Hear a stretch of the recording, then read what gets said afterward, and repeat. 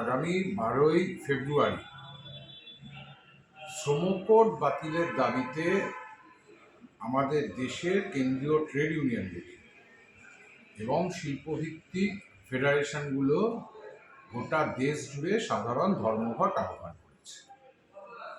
আমাদের রাজ্যের ক্ষেত্রে যেহেতু মাধ্যমিক এবং উচ্চ মাধ্যমিক পরীক্ষা আছে, সেই কারণে পরীক্ষার্থীদের কথা মাথায় রেখে আমাদের রাজ্যের ক্ষেত্রে ওই দিন শিল্প ধর্মঘট এবং পরিষেবা ক্ষেত্রে ধর্মঘট হবে। এবং এই ধর্মঘটের মধ্যেও শিল্পক্ষেত্রে ধর্মঘট হওয়া সত্ত্বেও গণপরিবহন ব্যবস্থাকে পরীক্ষার্থীদের স্বার্থে ধর্মঘটের আওতার বাইরে রাখা হয়েছে। এখন প্রশ্ন হচ্ছে, কেন আমরা এই ধর্মঘটে যেতে বাধ্য হলাম? আমরা জানি আমাদের দেশে 29টা শ্রম আইন ছিল। এই 29টা শ্রম আইনকে সংশোধন করে কেন্দ্রের সরকার 4টে শ্রমকোডে পরিণত করেছে। এবং এই 4টে শ্রমকোডে পরিণত করবার মধ্যে দিয়ে কার্যত আমাদের দেশে শ্রমজীবী মানুষকে দাস শ্রমিকে তারা পরিণত করেছে। শ্রমিকের ধর্মঘট করবার অধিকার থাকবে না, শ্রমিকের ট্রেড ইউনিয়ন করবার অধিকার থাকবে না। অপরদিকে মালিক পক্ষ তারা চাইলে যে কোনো সময় শ্রমিককে ছাঁটাই করতে পারবে, কারখানাকে লকআউট করতে পারবে, লে অফ করতে পারবে, ক্লোজার করতে পারবে। তাই স্বাভাবিক কারণে শ্রমজীবী মানুষ এই সরকারের নীতির ফলে চূড়ান্তভাবে আক্রান্ত হচ্ছে। গত 21শে নভেম্বর এই 2019 সালে মজুরি সংক্রান্ত শ্রমকোড এবং 2020 সালে বাকি 3টি শ্রমকোড তারা নিয়ে আসলো।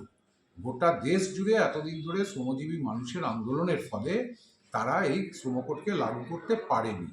কিন্তু বিহার নির্বাচনের পরে, জাল জুয়াচুরি নির্বাচন বিহার, তারপরেই আমরা দেখলাম গত 21শে নভেম্বর এই 4টি শ্রমকোডকে লাগু করবার জন্য কেন্দ্রীয় সরকারের পক্ষ থেকে নির্দেশিকা জারি করা হয়েছে। তাই স্বাভাবিকভাবে তার প্রতিবাদে আগামী 12ই ফেব্রুয়ারি গোটা দেশ জুড়ে সাধারণ ধর্মঘট, আমাদের রাজ্যের ক্ষেত্রে শিল্প এবং পরিষেবা ক্ষেত্রে ধর্মঘট সংগঠিত হবে। আমরা জানি যে আমাদের রাজ্যে যখনই কেন্দ্রীয় সরকারের বিরুদ্ধে কোনো ধর্মঘট ডাকা হয়, তখন রাজ্যের তৃণমূল কংগ্রেস সরকার তার প্রশাসন, তার গুন্ডা বাহিনীকে নামিয়ে দেয় ধর্মঘটকে ভাঙার জন্য। অথচ এই মমতা ব্যানার্জি একের পর এক ধর্মঘট সংগঠিত করে আমাদের রাজ্যে ক্ষমতায় এসেছে। এমনকি পরীক্ষার সময়েও পরীক্ষার দিনেও তিনি ধর্মঘট ডাকতে পিছপা হননি। আমরা বিশ্বাস করি যে এই ধর্মঘটে আমাদের রাজ্যের গোটা অংশের শ্রমজীবী মানুষ তারা অংশগ্রহণ করবেন। গোটা দেশ জুড়ে সাধারণ ধর্মঘট ব্যাপকতম সাফল্য লাভ করবে।